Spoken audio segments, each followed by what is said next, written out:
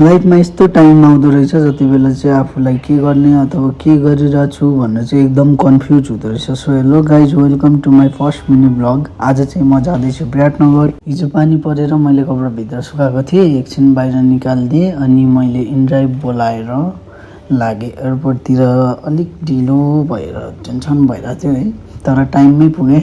अझ डिले भएर बस्नु पऱ्यो एकछिन अनि अल्छी लागिरहेको थियो। खासमा चाहिँ म हेल्थ इस्युले गर्दाखेरि जान लागेको, यसो भेटघाट पनि हुन्छ भनेर। अनि सोचे जस्तो चाहिँ कहिले पनि केही नहुने रहेछ क्या, मान्छेलाई यो गर्छु भने त्यो गर्छु भने लास्टमा के भइदिन्छ। अनि यहाँ चाहिँ बल्ल बल्ल बोलाएर अनि हामी चाहिँ सबैजना लाग्यौँ। म पनि गएँ पछि अघि पछि, साइड बाई साइड, दायाँमा। त्यसपछि मलाई अलिक बोल्न आउँदैन होइन, मेरो फर्स्ट पनि हो मिनी ब्लग, त्यही भएर यसो हेरिदिनु होला, अल्छी नमानी। तपाईँहरूलाई म देखाउँछु विराटनगरमा के भयो भनेर।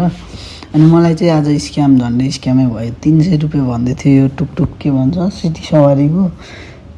लास्टमा 130 रुपियाँमा पुगिँदो रहेछ होइन। अनि मैले चेन्ज गर्दै 130मा पुगेँ छ्यामाहरूकोमा। फर्स्ट टाइम गएको, छ्यामाहरू अर्कै ठाउँमा हुनुहुन्थ्यो नि त पहिले। अनि भाइ लिन आएको थियो, यसो ढोग्न लाएँ भिडियो बनाएर, ढोगिसकेको थियो अगाडि नै। अनि छ्यामा र सानो बासँग एकछिन बसेर गफसप गऱ्यौँ। यस्तो गर्मी है, यस्तो गर्मी, यसो चिसो खायौँ, गफसप गऱ्यौँ। अनि छ्यामाले चाहिँ तिमी बस्दै गर न त, म गोठालो जान्छु एकछिन, भाइसँग रेस्ट गर भन्नुहुँदै थियो। म पनि जान्छु भनेर छ्यामासँग गएँ। यस्तो राम्रो लाग्यो यो ठाउँ मलाई।